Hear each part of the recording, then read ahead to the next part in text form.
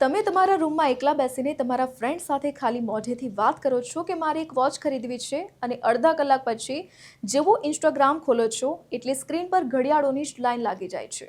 આ કોઈ જાદુ નથી ભાઈ, તમારો પોતાનો મોબાઈલ તમારી જાસૂસી કરી રહ્યો છે। આપણે બધા એવું માનીએ છીએ કે આપણો ફોન લોક છે એટલે સેફ છે, પણ વાસ્તવિકતા બહુ ડરામણી છે।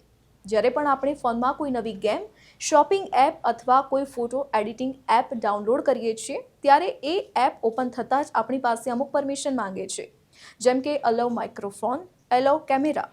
આપણે વાંચ્યા વગર બધે જ અલાઉ કરી દઈએ છીએ અને અહીં જ ગેમ શરૂ થાય છે। આ એપ્સ તમારા ફોનનો માઇક્રોફોન બેકગ્રાઉન્ડમાં 24 કલાક ચાલુ રાખે છે। તમે દિવસભર શું વાતો કરો છો, તમને કઈ વસ્તુ ગમે છે એ બધું જ આ એપ્સના સર્વરમાં રેકોર્ડ થઈ જાય છે અને એ ડેટા ફેસબુક અને ગૂગલ જેવી મોટી કંપનીઓને વેચવામાં આવે છે, જે તમને ટાર્ગેટ કરીને એ જ પ્રોડક્ટની એડ બતાવે છે જેથી તમે ખરીદી લો। આનાથી બચવું બહુ જ સહેલું છે। હમણાં જ આ વિડીયો પૂરો થાય એટલે તમારા ફોનમાં સેટિંગમાં જાઓ, ત્યાં પ્રાઇવેસી અથવા એપ્સ ઓપન કરો। હવે ચેક કરો કે કઈ કઈ એપ્સે તમારા ફોનનો માઇક્રોફોન ચાલુ રાખ્યો છે।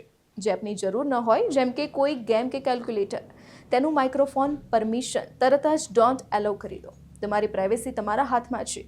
આ ખૂબ જ અગત્યની માહિતી છે, એટલે પોતાના ખાસ મિત્રો અને સગા સંબંધીઓ સાથે આ વિડીયો અત્યારે જ શેર કરો, જેથી એ લોકો પણ ડિજિટલ જાસૂસીથી બચી શકે।